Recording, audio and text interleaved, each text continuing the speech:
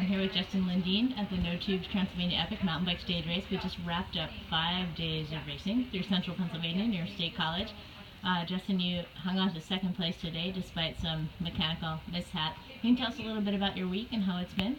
Yeah, it was a good week. You know, battling in a pretty tight race with Kerry Warner all week, back and forth. So it was pretty exciting. Went in today just over a minute down. You know, was trying to race pretty aggressively to take back some time, and unfortunately flatted.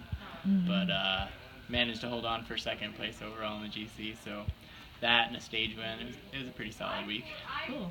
So you've done this race an impressive 6 out of the 7 times that it's been run. What is it about it that you love, and what keeps you coming back? I mean, part of it is the race vibe is just awesome. Like, it's Mike and Dave do a really great job running the event, and it's a fun scene at camp here. But I super love the riding too. Like, there's not many places that have this kind of chunky technical riding, day in and day out. So it's sort of a unique challenge in the stage race world, I think. So all those things. Plus, it's an accessible race too. Like, you don't have to have a lot of support. Like, the feed zones are well manned. It's easy to come and do sort of a solo mission here and have it work out. Excellent. So this was the first year of the race that it's been a 5-day format. The last couple of years it's been 7 days. How did that change your experience of it?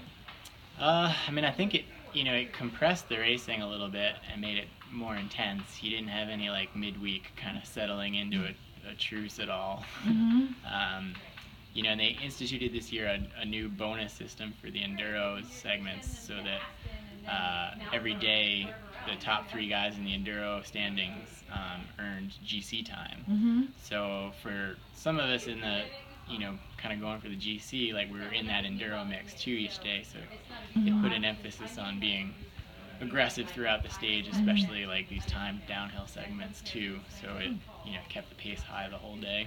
Cool. Do you have any advice as someone who's done this race 6 times for people that might want to try to give it a shot? Yeah, it's I think, like I said before, it's a super accessible race. You don't need to stress out about that part of it.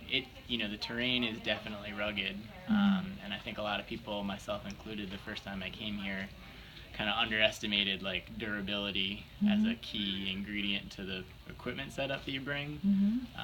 Definitely not the place to try to bring a light tire setup to. It takes a little bit of luck to make it through the whole week without any mechanicals to begin with. But yeah, go find a rock garden and practice it, because that's pretty much all you ride for 5 days. It's true. But yeah, it's a worthwhile trip. I think it's a good first stage race to do. Cool. So I noticed that you shipped your bike here and a whole bunch of other gear to the race. Can you tell us a little bit about that as Bikeflights.com ambassador?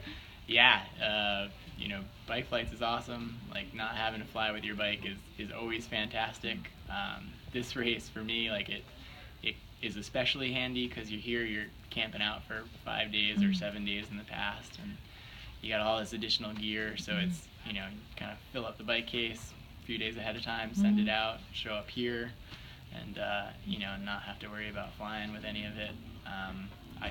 I got on the plane with a checked bag and a small carry-on with my shoes and pedals and stuff, and that was pretty much it. Like, it's definitely the most convenient way to go.